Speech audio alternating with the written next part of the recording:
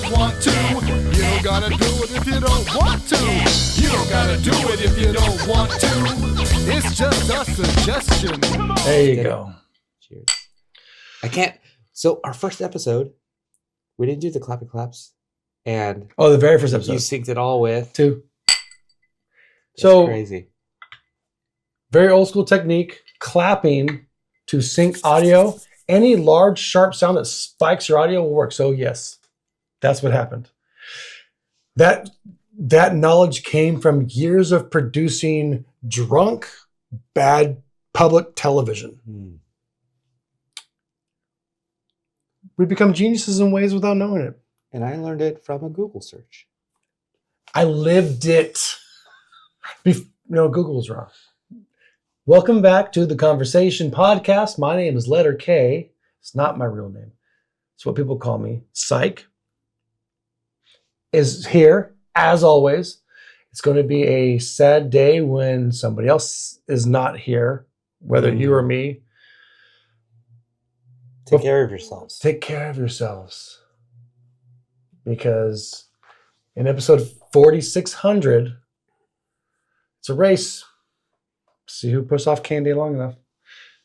We're continuing to talk about pet peeves today. Although, as we learned, Psych hates the phrase pet peeves. Not a big fan.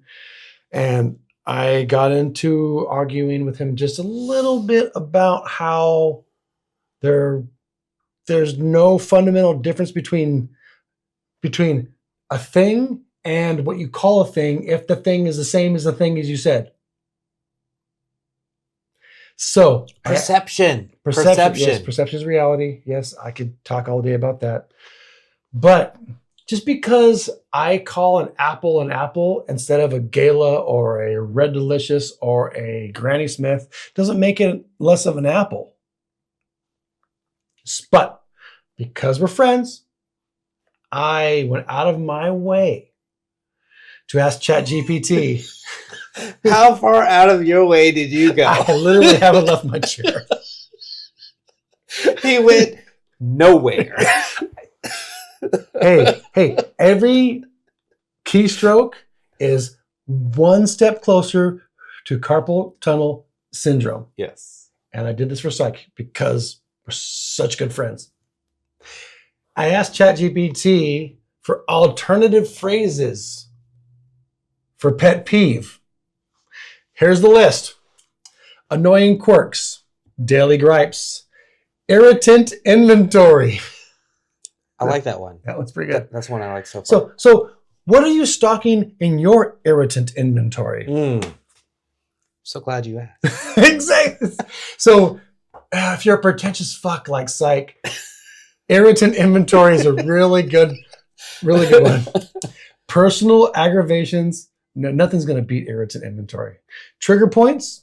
That's very contemporary. But trigger points, that's not a pet peeve because pet peeves are not something. But trigger points, I mean, is somebody a marksman? Is somebody into shooting? Oh, Jesus. Calm down. Grumble list. I like grumble list. I like that one. It reminds me of the Seven Dwarfs. Yes. It super does. Bane of existence. No. Yeah. Batman. Nuance notes. Tick off topics. Tick off topics. What are your tick off topics? I kind of like that one too. Yeah, that was pretty good. Minor frustrations. But I like alliteration. Yes. And because ChatGPT, because I talk to it only about the podcast and I mention you every single time, it knows that I like to fuck with you. And so literally it said out of this list, if you really want to rile him up, suggest calling them tiny tantrum triggers. And then it put a smiley face emoji in ChatGPT. Tiny tantrum triggers. Oh, what? Yes. I do love that though.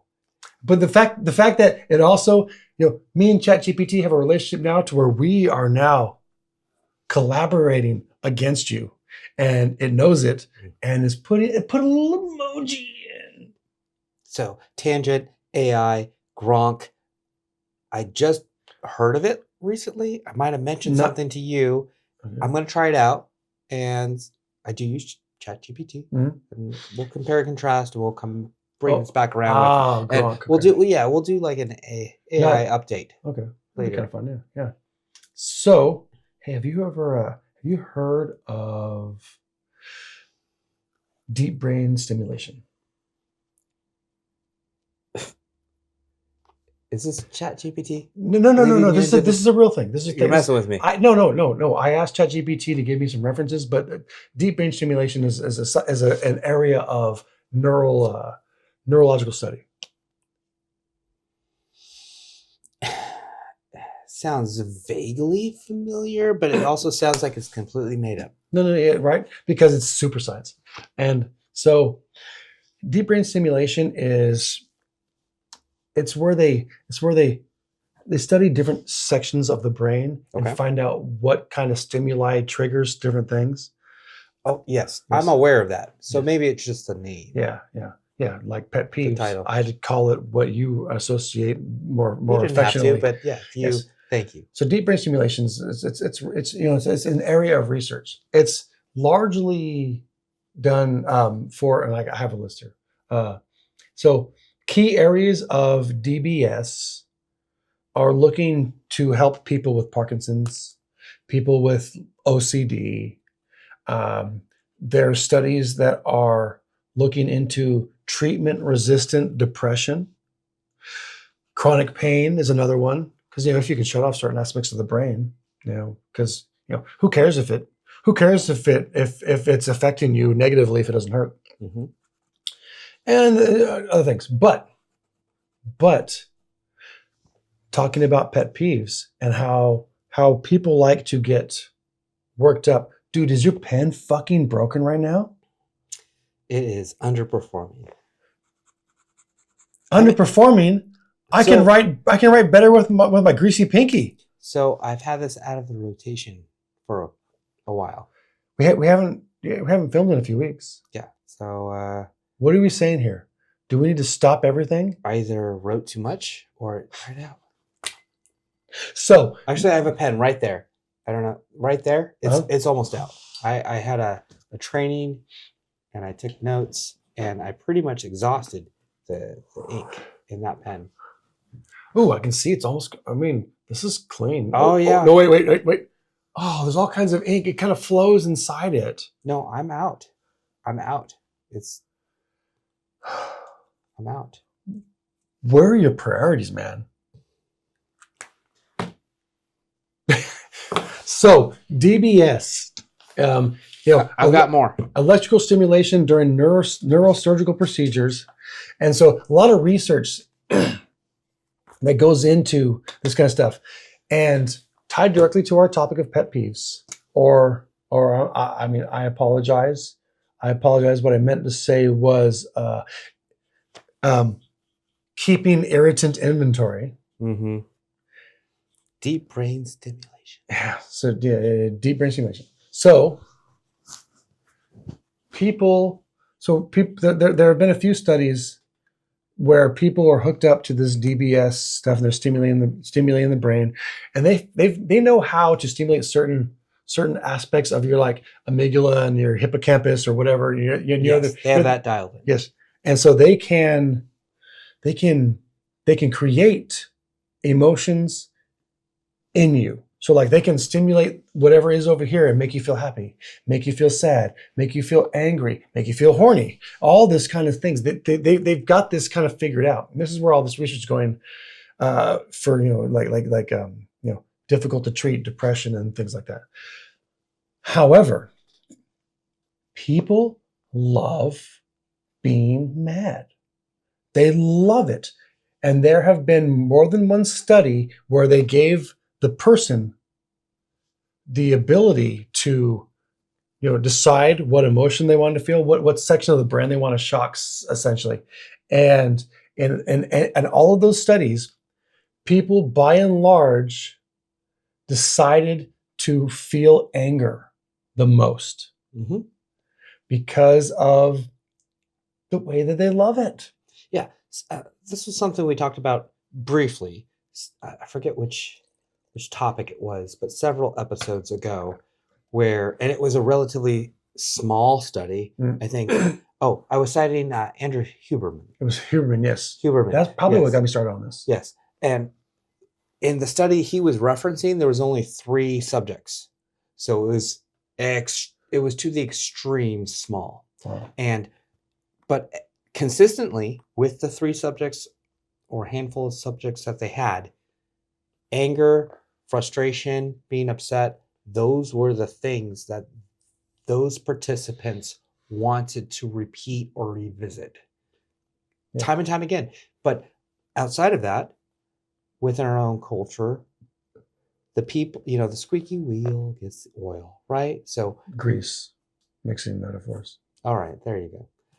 But if people are reinforced and encouraged and they get attention if they highlight something negative. And so that's where. So according to this, people said that feeling anger or frustration gave them a sense of being alive, of engagement.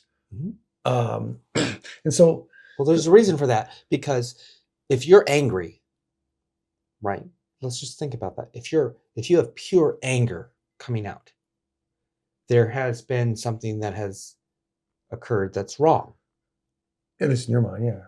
Right? Mm-hmm. So you are the righteous person in that scenario. Mm-hmm. You've noticed a wrong. You've noticed an injustice. You have the moral high ground. You have witnessed somebody who is maybe some would perceive as less intelligent or less smart or beneath them, doing something they should not be doing and should never do again. So why not feel that way? Who wants to feel that they're wrong? Nobody. So anytime anybody ever expresses anything, an opinion or suggestion, an idea or thought, they are always offering that from the standpoint that they think they are right. So, what my secret is? I'm always angry. Sorry. I hear what you're saying. So read between the lines. So I think that it's deeper than that. We get you allowed me to vent rather heavily last episode, and and you mentioned that there was a catharsis attached to that. And I think that it's not the anger, it's the ability to express that anger that really triggers the positive response. Because it makes you feel good to vent your frustrations. People. I mean, do you feel that? So if you thought that you had no one to complain to, and it was just you and Jack Daniels, and you sat there and just stayed mad about something, would you enjoy that experience? I think it's only after you have somebody that you can vent it to, whether they believe what you're saying or not, that you get that kind of rush of endorphins that comes along with the catharsis of expressing your anger. I don't usually choose to vent or offer my emotions to people that don't understand or can't understand. So, but that's rare. Most people will complain to anyone who will listen. I have the understanding that if I'm going to talk to somebody about, let's just presume I know anything that is to be known about quantum physics, all right? And I have a problem with it. If somebody doesn't understand it, then it doesn't do me any good to talk to them about it, because they don't understand it. They're not going to be able to sympathize or empathize, and they can't in any way, shape, or form offer a solution to my problem. Are you equating what I was hoping would be just societal norms and pet peeves and hold on and tick off topics? Yes. To rocket science? No. Yes, you are. Rocket science is not quantum physics. But completely different topics. This guy. Oh. So maybe. Oh my! I don't quantum physics. So back to your point Yes. about people not wanting to be wrong. That's my best pen. Yeah. Right now, because this one won't. And if you had a hardwood floor, we would all be shopping for pens right now. Okay, no, I'm not equating the two. That was just an analogy. No, that was an extreme, not an analogy. If somebody doesn't understand, and it's not within their capability of understanding, then that's not somebody I vent to. Yeah. Like I said, you are an outlier. And it probably has something to do with the fact that you have a wherewithal to want to not give people too much information about yourself if you don't know if you can trust them. So you're presuming there's an element of distrust there? Yeah. Because if I don't trust you, why would I open up to you? But that's you. No, it's the understanding, not the trust. Yeah. So if I don't trust you, but you know what I'm talking about, and we're on the same level on that topic, we have the same amount of information, we have the same amount of intelligence on a particular topic. Even if I don't trust you, I'm not against complaining because I know you at least understand what I'm sharing. If you don't, if I'm talking to you about something completely 100% foreign to you, you've never heard about it, and you never, let's just say you never want to hear about it, you're not interested in all, then why? I don't want to share with those people. I get your point. If I don't understand what you're talking about, what's the point of complaining to me? Yes, because, also, I could read people to the point where, okay, they don't want to hear this. They want to be somewhere else. They don't want to talk about this, and they have no response prepared. And this is not going to be a reciprocal interaction. So I choose not to. If you don't know what I'm talking about, if you have no idea what my complaint is or how to spell it or where it exists. I don't know how to spell most words. Yeah. Michelin helped us both of last time. Luckily, ChatGPT could infer what I was trying to say. Chat is good. Yeah. So talking about what you were saying about how people don't want to be wrong. They hate to be wrong. That nobody offers anything unless they think they're right. Yes, of course. So are you familiar with the logic paradox, the sunk cost fallacy? Yes. I haven't studied it extensively, but yes, I am so familiar. Yes. So just to put it to words, the sunk cost fallacy is a logic paradox where an individual believes that the only way to recoup losses from an endeavor is to increase the investment. Throw good money after bad. So one of the most traditional examples is the flight of the Concorde. You're familiar with the Concorde jet experiment. Call it an experiment, even though it wasn't necessarily an experiment. I just talked about this with my guys at work. So the culture of modern workplaces is such that being a good worker is no longer enough. You have to have the emotional intelligence to engage with your coworkers and your community. EQ. Yeah. So I've been trying to get these guys to understand those concepts because it's hard for a construction group to not be like, like your traditional whistle at the chick as she walks by construction site people. Mm-hmm. So we're working on it as a team. But I just talked about sunk cost fallacy with them. And so flight of the Concorde, very interesting situation where the British and French governments got together and tried to invent a supersonic jet for commercial flights. And they initially invested $84 million together. They said, this is what's going to cost. This is like 1969. And so they came up, they figured it out. They could make it happen, but they couldn't figure out how to make it commercially viable because it was so loud and there was all these other issues. But they kept working on it until they officially abandoned the project in like 2013. like officially, after spending $3.4 billion. They did not want to be wrong about this concept. So they kept feeding into it. And so we as people are the same way. We have this, the sunk cost fallacy can be attributed to EQ, emotional intelligence.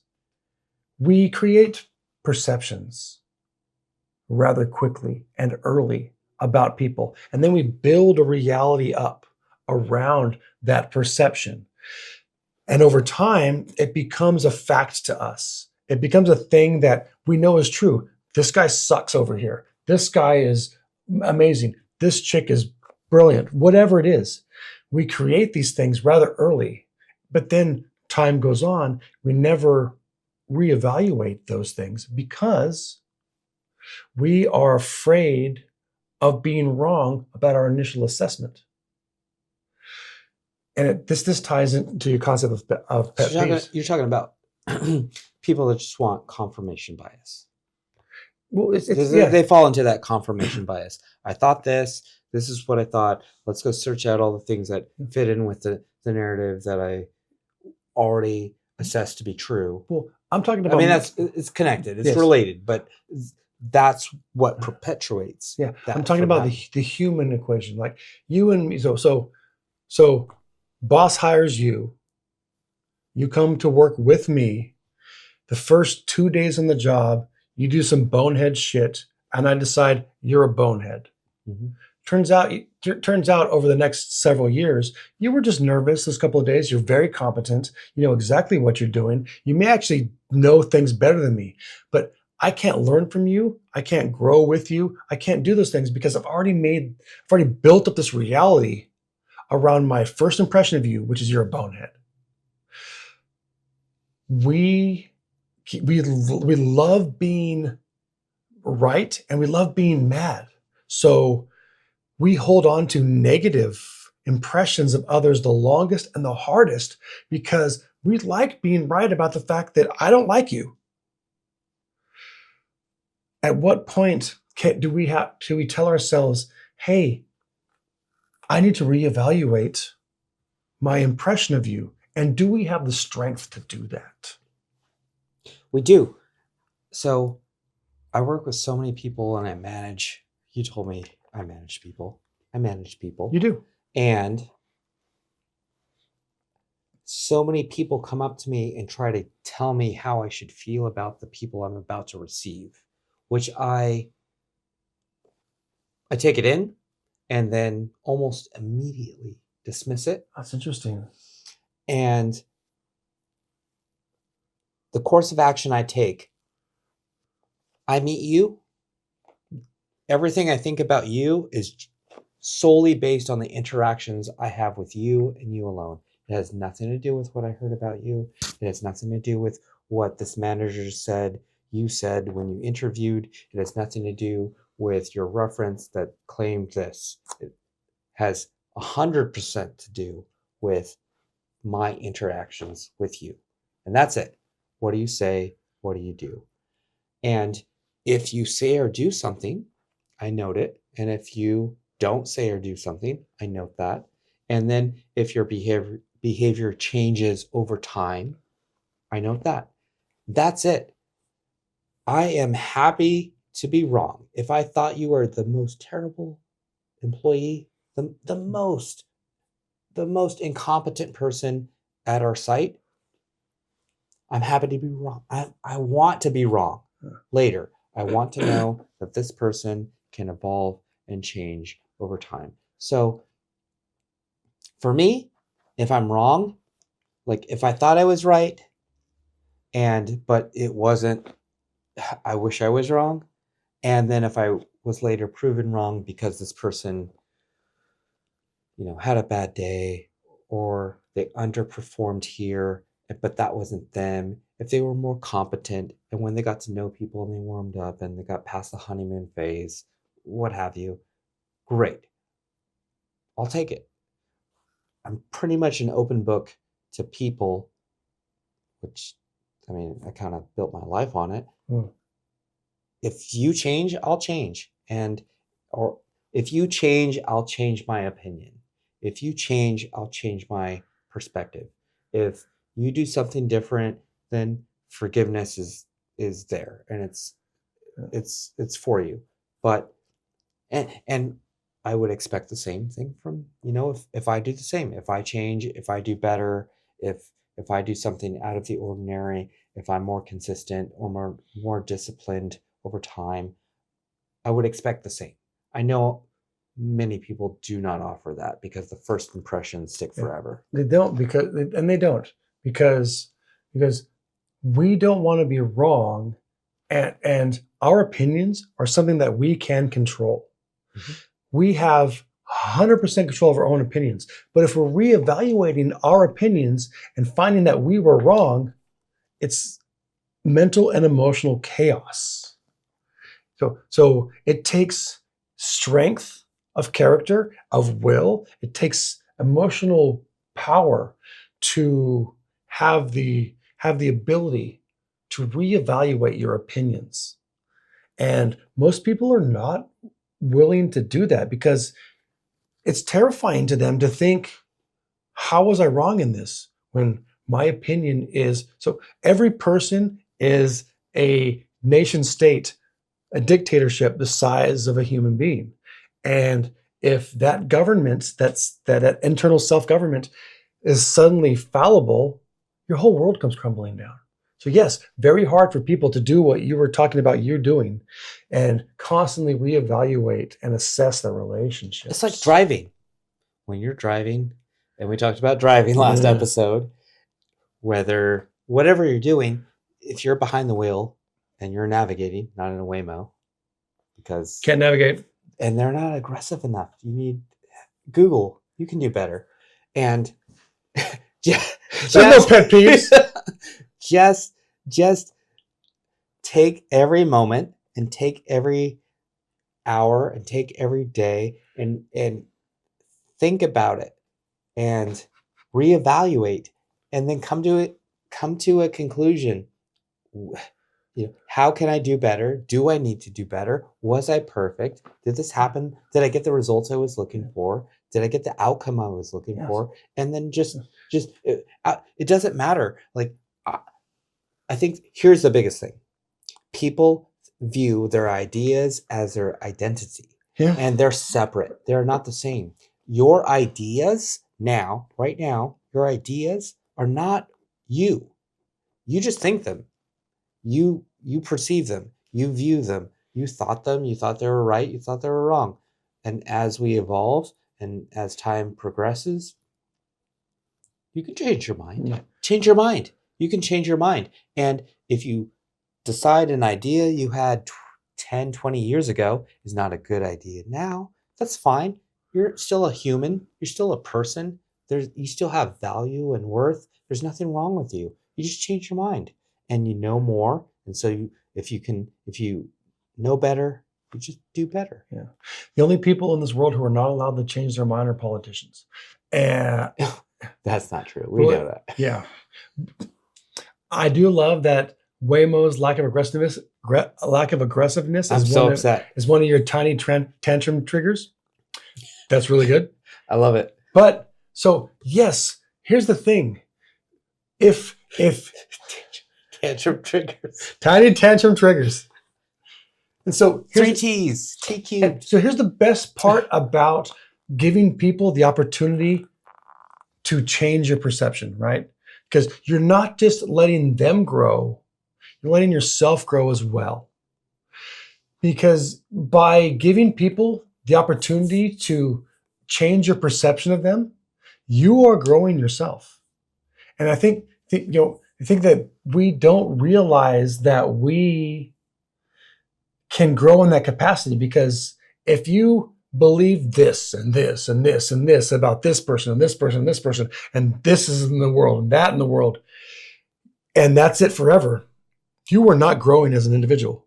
The only way that you can grow as a person is by reevaluating your surroundings. That includes the people that you've already decided you know about. And think about it like this. Maybe the guy that you met, and in the first 2 days he was a bonehead. Maybe he's learning and growing, and now he's a better person and a better employee and a better coworker. But you having the unwillingness to reevaluate your perception of that person means that they're growing and you're not.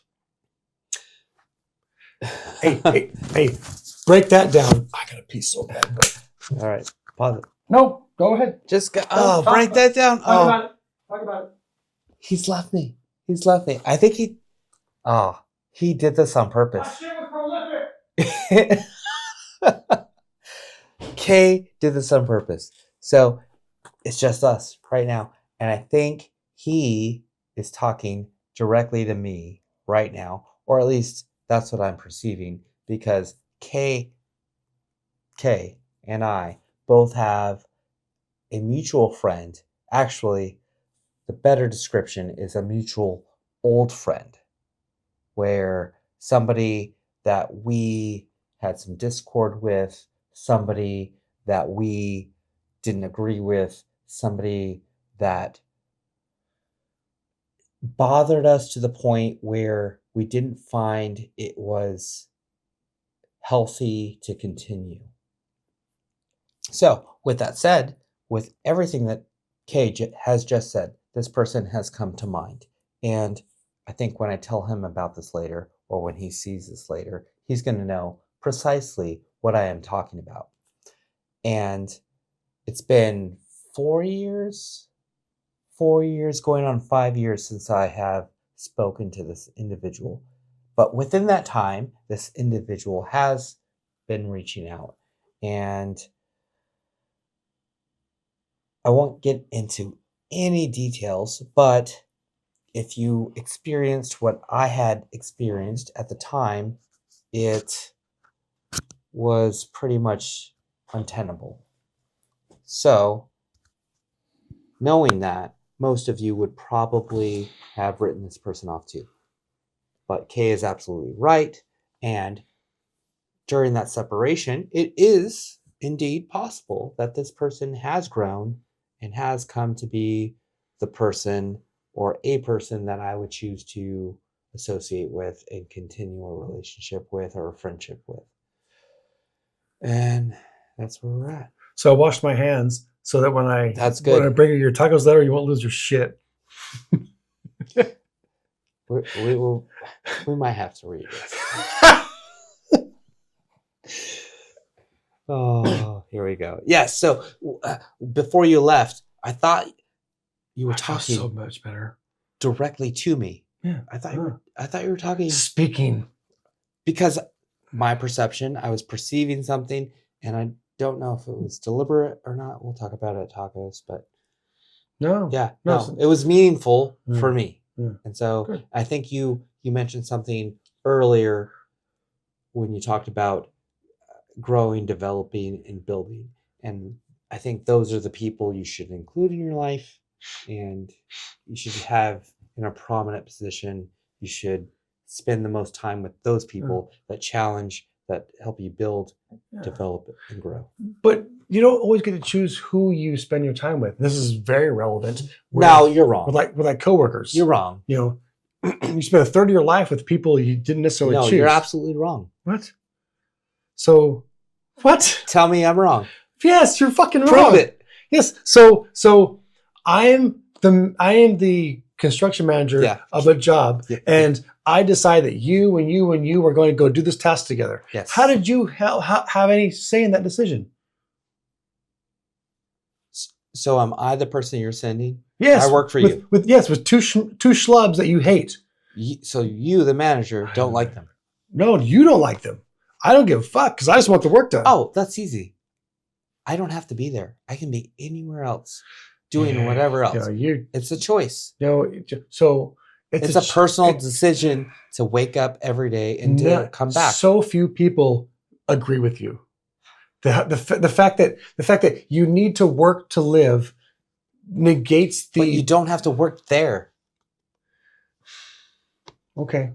So yes, you're getting paid an amazing salary, and you're doing your job, but you don't like some of your coworkers, just go somewhere else. Find something better. What the fuck is wrong with you? I don't think anything. No, that is not how life works. I live this. I've got guys who don't get along, but no one's going anywhere. So the trick is you have to figure out how to work with the people you don't necessarily like, or not. No, well, or you can go somewhere else. Yes, like where you work, get along. Mm-hmm. Don't like where you work, survive it, move. Yes. Most people don't have the opportunity to just move. They don't have the level of education that you have. They don't have. No. Okay, you're not wrong there. You're not 100% right. Education wise, you're not wrong. You're but right. Everything else totally off base. Yes. Please. Yes. Absolutely. No, you have such a. The thing I like most about you this episode is your shirt. It's amazing, and it should be shown off. This artwork is brilliant. Yes. Pops. It's the band. Oh, okay. Go get this now. You're showing off. I tried to. Sit down. You already said you. But say the name of the band. Say the name of the band. I did. Die So Fluid. Die So Fluid. They were the opening act when me and Basie J went and saw the March Violets, and they were kind of awesome. And I bought a shirt. Okay, and you're wrong. And because I was having this discussion just this week with a coworker. Oh, okay. So, another highly educated person, I imagine, or no?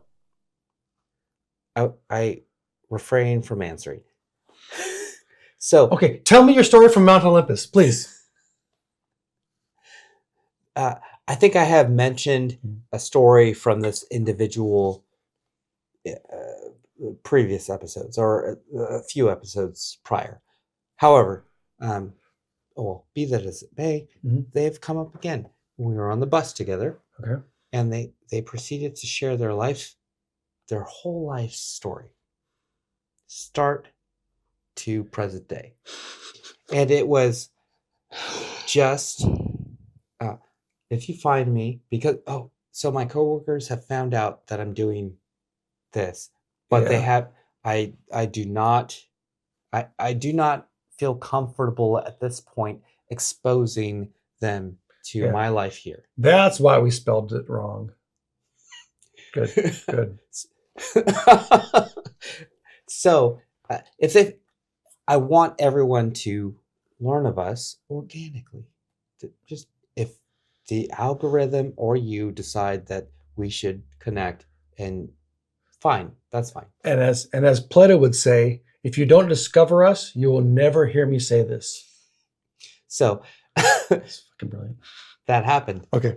And anyway, so my coworkers it sounds like they're poking at me. They're actively because they want to know what you're fucking saying about them. I'm not saying anything. They don't know that. Terrible. They don't know that. But nobody knows that about anybody that walks into the break room for lunch. Of course. Yes. So just figure it out. So she gets done sharing her life story. And I tell her, I'm depressed right now. This is such a sad story. And the way they told the story was, this is their life. This is going to be their life. There's no alternative. There's no way out.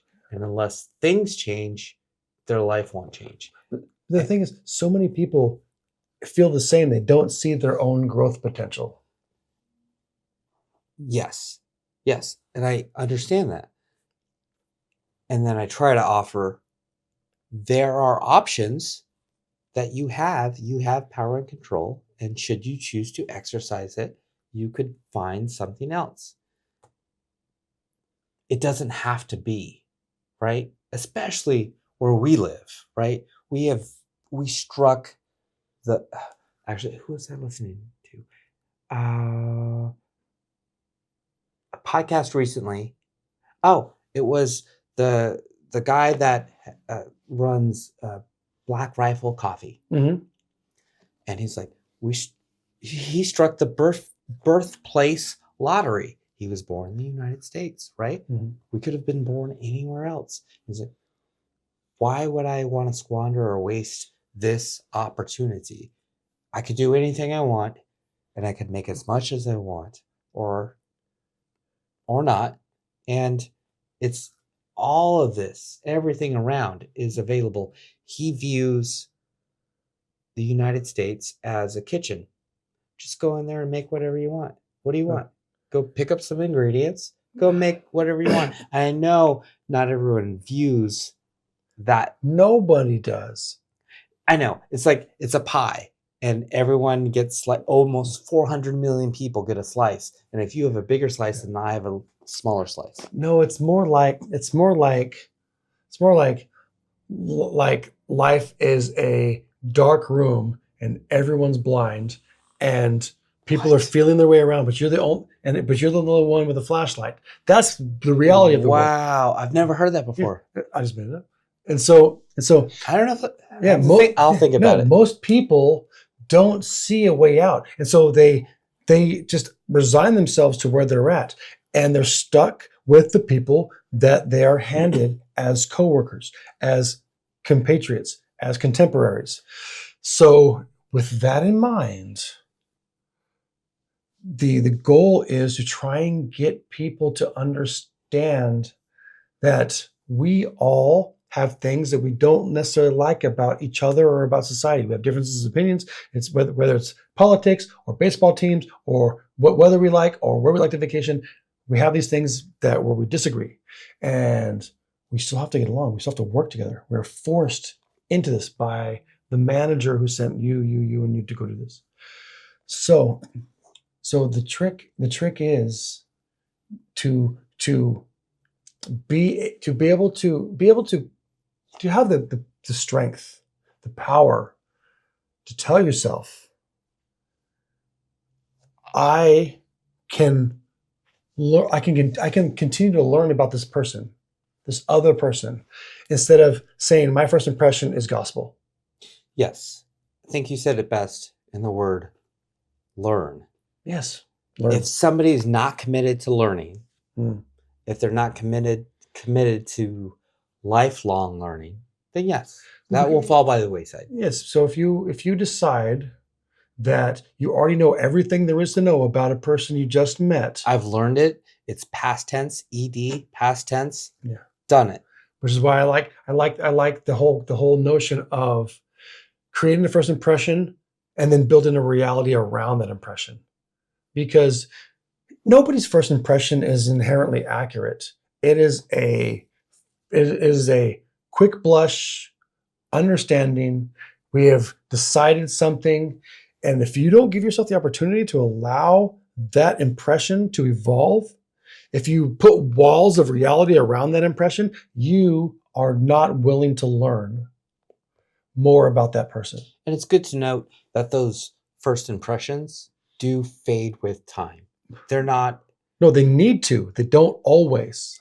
Well, they will fade with... People's memories are not what they used to be. Yeah, but I work with guys, and I've recently been trying to get engaged in this EQ stuff because the lab culture has shifted the performance appraisal. The whole culture of performance appraisals, and now it's equal parts doing your job, getting along with others. Like emotional intelligence is a big part of it now, and so these guys are railing against it. And I try to pull them aside, and I try to give them the opportunity to speak their minds, right? Mm-hmm. And in the vast majority of situations, these guys bring up things. They say a person is like this because of a single, and I can trace it down to a single scenario that happened when they first met. Okay, but how long have they known them? We're talking about, at this point, we're talking about a year, 2 years. Yeah, okay, too short. Okay, so think about the first time you met your bass player. Do you remember everything that happened the first day you met him? You're asking the wrong person, because yes, of course I do. Okay, all right. So do you think the average person does with a person that they know? Of course care not. about? They develop an impression of that person and then box that reality around them. And it's little things. Yeah. So yes, I totally agree with that. However, I think that 1, 2 years, 6 months, 3 months, 10 weeks, I think that's long enough for most people to develop how they will feel about a person forever. And if you're talking about first impressions fading over time, it's just complacency because you're getting used to what you don't like about the person. Where you could actually have a meaningful and rich relationship with that person if you allowed your relationship to be reevaluated and grow constantly over time. It's why I have an open door policy. I'm in charge. And most managers have an open door policy because it's an easy win for supervision. I do it for a very specific reason. Obviously, they can come to me, and I have answers, I have counsel, I give them the opportunity to use my expertise. However, it also gives me the opportunity to constantly grow my evaluation of those individuals, and that's why I do it. It's not necessarily for them; it's to give me the opportunity to grow. Because honestly, they know their job better than I do. Coming to me is just going to give them absolution for their decisions. Hey, I think I have a problem. I think I should do this. You think I should do that? Do you think that's the best idea? Yes, I do. Then do that. That's the most common interaction. However, it gives me the opportunity to reevaluate that person. Growth and learning happens here first. Don't wait for that person to get better. Wait for you to see them getting better. Mm-hmm. So, your words for the thing I don't want to say are, what's the one I like the most? But the trigger tantrum. Oh, you would like the trigger tantrum? Yeah. No, or the other one. Tiny tantrum triggers. No, you like irritant inventory. Yes. So that, I guess, for me, being somebody that went through school, chose to work at a school, and enjoys lifelong learning, when people are immovable in their ideas and thoughts, that they are resistant to this idea that they can't get any better, or they can't learn anything else that's going to improve them or the world around them, if they are obstinate and do not want to learn anything else for the rest of their time on planet Earth, that's probably the thing that irks me the most. And that's we just had this conversation. I don't know if we talked about this, but this is a common thing.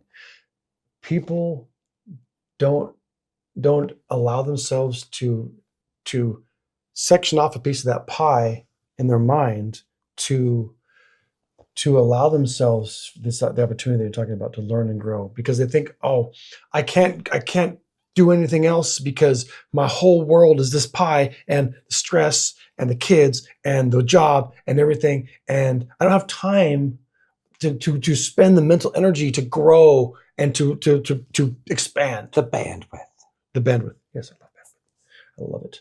So yeah, I think that people need to. It's like anything. It's like exercise. It's like eating right. It's like changing your habits. You have to start small, and then you find you have the bandwidth. You can expand upon things one day at a time, and suddenly you're giving everybody, including yourself, the opportunity to do better, be better, and all that stuff, kind of stuff. So, since we're talking about pet peeves, and by which I mean the grumble list, here are in classic Letterman fashion, the top 10 U.S. pet peeves by study and surveys. Here we go. Oh, let's start from the bottom. Number 10, shipping costs for online shopping. And fuck you, I'm right there. Because if shipping isn't free, is this 2024 or what? I spent $400 shipping a couple of nightstands and a bed. That is not a common. You're way over here. I'm talking about getting a fucking pack of pencils. Calm down. Sorry. Number 9, guests critiquing your home. That's one of your big fears. Is it? Oh yeah. You think so? I think it is. I think it is. Oh yeah. No, not the home, not the house, just not the kitchen counter. Just the way the house and the home is kept, right? Yeah. If it's unsanitary or unhygienic. Number 8, being loud at night. That's an old person get off my lawn thing. But I have a neighbor who decides at random hours, including all hours of the night, that he's going to go outside high because he's doing drugs, and it's California. Yeah, this is California, and play. He's got a really good sound system in his truck, and you know it because you can hear it. Of course he does. Everyone fucking knows it, and he loves classic funk, which I do too, but not at 11 p.m. Next door neighbor, across the street, corner. Yeah. Dude, the people next to me, I still don't know their names. They're really nice. Number 7, loud chewing or slurping. That actually does bother me. I hate it. I hate the sound of my own chewing. It bothers me. Number 6, no comment. Number 6, slow drivers in the left lane. Can I get a witness? Yes, no. Get out of my way, especially you Priuses. You make no noise. Of course you don't go fast. It's a Prius obstacle course to get to the Bay Area. Get out of the way. Number 5, showing up unannounced to unscheduled visits. Pop-in guys like Kramer. No one comes to my house. If you're making the kind, if you have such a huge high school preppy collection of friends where people are just showing up, you did that to yourself. Number 4, snooping house guests. Snooping house guests? You know, it's a classic comedy show trope where people are going through your medicine cabinet to see what kind of drugs you're taking, rifling through your drawers, that kind of stuff. I think that's more sitcom-y. If I gave them access to a bedroom and an assigned bathroom, yeah, I would have whatever I want in there, and whatever I don't want in there before you arrive would be pulled out. It's no problem. I'm going to speak quietly now to make this episode easier for me to edit. Number 3, guests overstaying their welcome. That's a whole episode.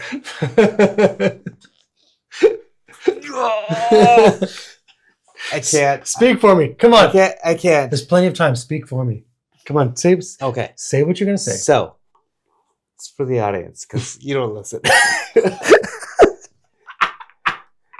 If you think you can help somebody by inviting them into your home and then letting them spread their wings so that they can fly off and be great and be successful, then do that.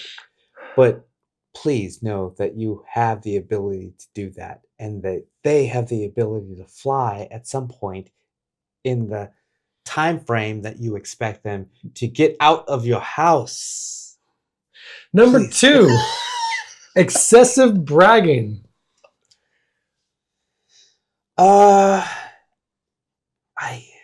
I kind of like it. Yeah, from other people. Yeah, you love people fucking. I do. I love it. Which is why we're your friends, because I'm letter K, obviously. It tells me a lot about that person, and I'm happy to learn that. It tells you a lot about that person because they're telling you a lot about themselves. Yes, I'm learning so much, and if you're talking, you can't learn. If you're talking and not listening, you can't learn. Listeners learn, yeah. And I care to listen more. How often do you ask the question, that's great and all, but what do you not like about yourself? So, similar to that, on the bus with my staff member that told their sad story from birth to present day, I asked them, what can you do better? Yeah. And Nobody wants to hear that. And it was not answered. Yeah. Fuck you, Pally. Yes. And the number one thing on the list of surveyed pet peeves in the United States, which is hilarious to me, excessive complaining. In a list of pet peeves, the number one thing that people don't like about pet peeves is hearing other people's pet peeves. Oh my gosh, we live in a fucked up world. That's crazy. Oh, I want to leave this whole world behind. That's crazy. Oh, it's so good. So does that... I don't have any... Does it change anything if what they are complaining about is something they agree with? I would say so. I didn't ask Chatty that.